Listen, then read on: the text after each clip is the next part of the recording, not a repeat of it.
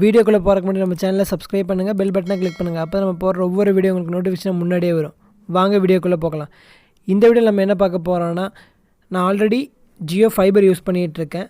Set top box வந்து Airtel use பண்ணிகிட்டு இருந்தேன். இப்போ அதில் வந்து ஏர்டெல்லில் வந்து அமௌண்ட் ஜாஸ்தியானனால ஜியோ செட்டாப் பாக்ஸ்க்கு மாறிடலான்னு முடிவெடுத்தேன். நான் ஆல்ரெடி ஜியோ ஃபைபர் யூஸ் பண்ணிகிட்ருக்கறனால நான் ஜியோ ஆப் மூலியமாகவே வந்து நான் செட்டாப் பாக்ஸை புக் பண்ணி ஷெட்யூல் போட்டேன். சேம் அதே டேட்டில் அவங்க வந்துட்டாங்க. ஷெட்யூல் பண்ண அதே டேட்டில் அதே டைமிங்கில் அவங்க செட்டாப் பாக்ஸ் வைக்கிறதுக்காக வந்துட்டாங்க.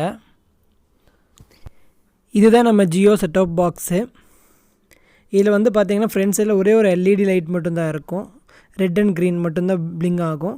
அதுக்கப்புறம் பார்த்திங்கன்னா இதுதான் ஜியோ ரிமோட்டு. வாரண்டி செட்டாப் பாக்ஸுக்கு இருக்குது, ஆனால் ரிமோட்டுக்கு கிடையாது. யூஸ் பண்ணும்போது பார்த்து யூஸ் பண்ணணும். அதுக்கப்புறம் இதோட பேக் சைடில் பார்த்திங்கன்னா 3 போர்ட் காட்டும். ஒன்று வந்து பார்த்திங்கன்னா HDMI, இன்னொன்று வந்து ஃபைபர் நெட்டு, இன்னொன்று வந்து பார்த்திங்கன்னா செட்டாப் பாக்ஸுக்கு பவரு. மிச்சம் 2 ஒன்று எக்ஸ்ட்ரா இருக்கும். அது வந்து பார்த்திங்கன்னா USB உங்களுக்கு கனெக்ட் பண்ணிக்கலாம். அதில் டோட்டலாக 5 போர்ட்டாக இருக்கும். அவங்க வந்து பார்த்திங்கன்னா டோட்டலாக ஒரு 10 மினிட்ஸ்க்குள்ளே அவங்க ஒர்க்கை முடிச்சிட்டாங்க. ஜியோ ஃபைபர் ஆல்ரெடி இருக்கிறனால வந்து அதிகமாக வேலையெல்லாம் இருக்காது அவங்களுக்கு. ஜஸ்ட்டு வருவாங்க, அந்த ஜியோ ஆல்ரெடி ஃபைபர் இருக்கிறனால அதிலேருந்தே அப்படியே கனெக்ட் பண்ணி செட்டாப் பாக்ஸுக்கு பவர் கனெக்ஷன் எல்லாமே கொடுத்துருவாங்க. அதனால் அவங்களுக்கு ஒர்க்கு கொஞ்சம் ஈஸியாக இருக்கும்.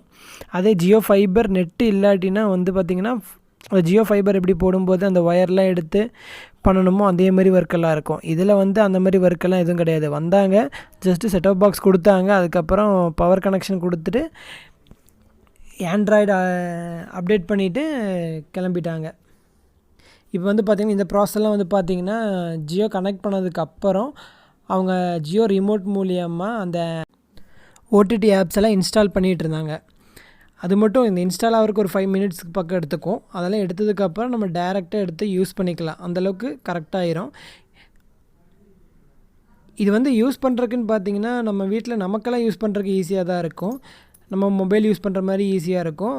பட் அந்த பெரியவங்களுக்கெல்லாம் இது கொஞ்சம் யூஸ் பண்ணுற கொஞ்சம் கஷ்டமாக தான் இருக்கும். அவங்க டிடிஹெச்சே யூஸ் பண்ணி பழகிட்டனால அவங்களுக்கு இதில் வந்து தேட வேண்டியது கொஞ்சம் அதிகமாக இருக்கும். நான் ஃபைபர் வந்து அடிக்கடி கொஞ்சம் கட் ஆகுதுன்னு சொல்லியிருந்தனால அவங்க ஒரு டிவைஸ் கொண்டு வந்திருந்தாங்க. அந்த டிவைஸ் மூலியமாக வந்து ஃபைபரோட ஸ்பீடும் அதோட கனெக்ஷனில் ஏதோ பிரச்சனை இருக்கான்னு அவங்க செக் பண்ணியிருந்தாங்க. இதுதான் அந்த டிவைஸு. இதை வச்சு அவங்க செக் பண்ணியிருந்தாங்க. பார்த்தா எந்த பிரச்சனையும் இல்லை. அதுக்கப்புறம் எனக்கு கரெக்டாக தான் இருந்துச்சு. அவ்வளோதான் ஃப்ரெண்ட்ஸ். இப்படி தான் நம்மளோட இன்ஸ்டால் பண்ணோடனே நம்மளோட ஃபஸ்ட்டு பேஜ் இப்படி தான் இருந்துச்சு. இதிலேருந்து நமக்கு என்ன தேவையோ அதை ஒவ்வொன்றா கிளிக் பண்ணி நம்ம பார்த்துக்கலாம். அவ்வளோதான் ஃப்ரெண்ட்ஸ். இந்த வீடியோ உங்களுக்கு பிடிச்சிருந்தா இந்த வீடியோ லைக் பண்ணுங்கள். மறக்காமல் நம்ம சேனலை சப்ஸ்கிரைப் பண்ணுங்கள். Thank you friends.